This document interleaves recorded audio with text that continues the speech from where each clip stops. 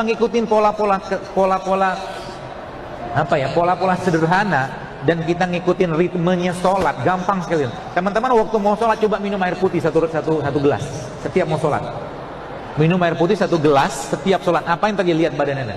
Karena waktu sholat itu adalah perubahan metabolisme di badan dan perubahan metabolisme atau perubahan apa ya, suhu di bumi waktu sholat itu. Sholat 5 waktu itu perubahan suhu bumi. Maka saat itu waktu terbaik apa? Untuk memberikan yang hidup kepada badan kita berupa air. Ya, nanti coba dilatih tuh. Waktu mau sholat minum air 1 gelas, sholat subuh 1 gelas, zuhur 1 gelas, asar 1 gelas, maghrib 1 gelas, isya 1 gelas. Ya mungkin sekitar 500 mili kebanyakan, mungkin 300 mili sudah cukup. Apa yang terjadi? Tubuh akan diperbaiki dan ditambah lagi dengan yang tadi saya sampaikan tadi. Ya. Bu, subhanallah, banyak case yang saya dapatkan itu ternyata ketika kunyit kayak begini, kunyit ketemu jeruk nipis, ketemu serai, itu banyak orang kuasa Allah bisa hamil dengan itu. Kunyit ketemu serainya nggak ada, nggak apa-apa. Terus itu ternyata Allah takdirkan mereka bisa hamil. Kenapa? Karena memang bahan baku kita di sini.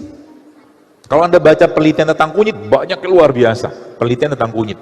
Ya, itu yang saya posting di Instagram, namanya Ultimate Kunyit itu loh. Kunyit, serai sama jeruk nipis. Nanti dikasih madu. Itu luar biasa efeknya ke badan. Ya, subhanallah. Ya, jadi ininya nih, apa tuh namanya, dagingnya ini kan jadi kelapa tuh, jadi apa, parutan kelapa ya, jadi santan itu Pak Bu, Anda minum aja, atau air santannya itu Anda minum 3 bulan ya, paling ya cukup mungkin berapa cc, 100, 200 ya, 100 cc lah sehari santannya itu, kasih madu, jantungnya akan sehat. Ngandelin kelapa doang ya Pak, Masya Allah. Sama minum habatus sauda. Caranya begini. Ini habatus sauda 3/4 sendok bubuk ya. Masukin air ya mungkin 300-400 mili. Anda aduk gitu dalam gelas atau mungkin botol ya. Jangan biasakan pakai sering-sering botol kayak beginian. Saya coba punya tumbler sendiri di rumah. Kita mau selamatin bumi Allah ini. Terlalu banyak plastik sekarang. Ya, kalau minum pakai tumbler. Kalau enggak cari itu di rumah. Misalkan ada bapak ibu punya apa gelas bambu apa segala macam, bikin. Ya, terlalu banyak sekarang kita menyampahin bumi Allah ini. Tadi habatus sauda tadi sekalian masukin ke gelas atau mungkin botol, ya. Lalu aduk, tunggu 6 jam. Nanti 6 jam lagi minum. Diminum. Itu insya Allah akan membantu juga membersihkan. Termasuk tadi kunyit juga akan sangat membantu. Ya. Orang yang kena kanker itu kemungkinan besar, kalau mungkin memang katakanlah dia punya keturunan, ya lifestyle-nya coba lihat kayak apa. Ya, ibu-ibu mungkin yang ada mungkin relatif makannya bersih, tapi belum tentu kosmetik Anda bersih loh.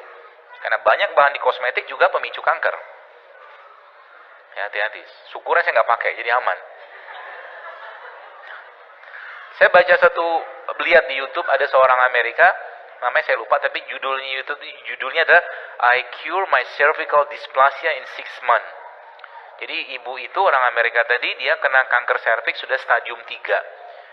Dokter sudah suruh gini, kemoterapi, akhirnya dia nggak mau. Dia berobat dan dia buka akses berbagai macam ilmu pengetahuan gitu kan. Dia pelajari, ternyata dari bangun tidur sampai dia mau ke kantor aja udah puluhan bahan kimia masuk ke badannya. Dari odol, sampo, macam-macam gitu kan. Tapi menariknya, akhirnya dia sembuh, cerita di situ sembuh. Ini bukan kisah nyata, emang dia yang bikin videonya. 6 bulan dia kasih jelasin semua tuh apa yang dia makan, sampai dia bikin sendiri obat untuk masuk ke vaginanya. Isinya tuh apa coba? PCO, minyak serai sama minyak jeruk. Jadi PCO diambil dari tray orang kita bikin es itu kan. Masukin PCO campur sama minyak serai sama jeruk sama minyak serai tadi, terus dimasukkan ke vaginanya. Ternyata dalam 6 bulan kankernya hilang semua. Tuh. Ya.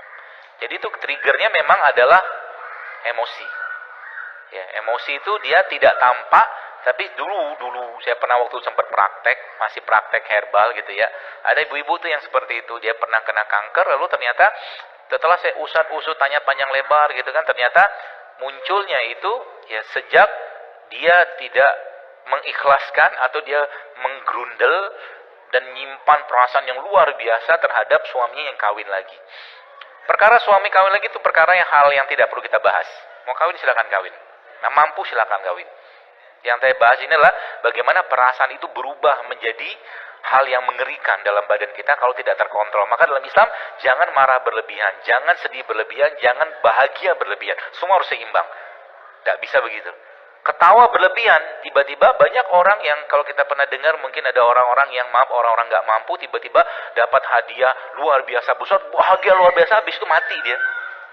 Ada kayak begitu. Sesuatu yang berlebihan itu pasti bikin masalah. Kalau makanan jelas, ya, tapi itu hanya faktor yang kalau saya pahami dari ilmu-ilmu pengobatan natural, maka emosi itu 80% lebih mendominasi kita. Maka saya katakan sekali lagi, hati-hati dengan hati. Obat kuatnya laki-laki itu adalah hidup sehat. Jadi kalau Anda pengen memuaskan istri Anda, maka hiduplah sehat. Maka insya Allah nanti istri bisa puas. Kenapa? Banyak, Bapak Ibu pernah baca surveinya nggak?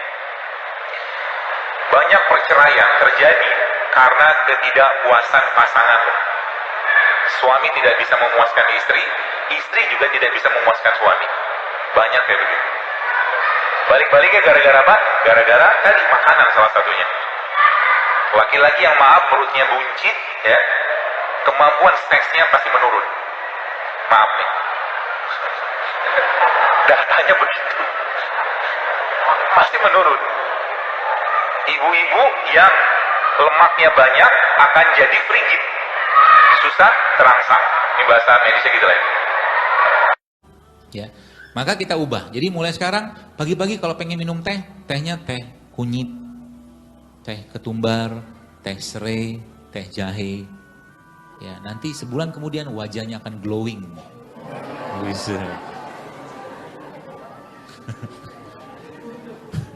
Loh, bener, saya ngomong ini beneran. Ya, kalau semakin banyak produk alami, produk ciptaan Allah kemudian kita makan, lama-lama ini kan antioksidan semua isinya. Ya, selama ini kita tidak makan antioksidan kan, banyak kan makan radikal bebas ya.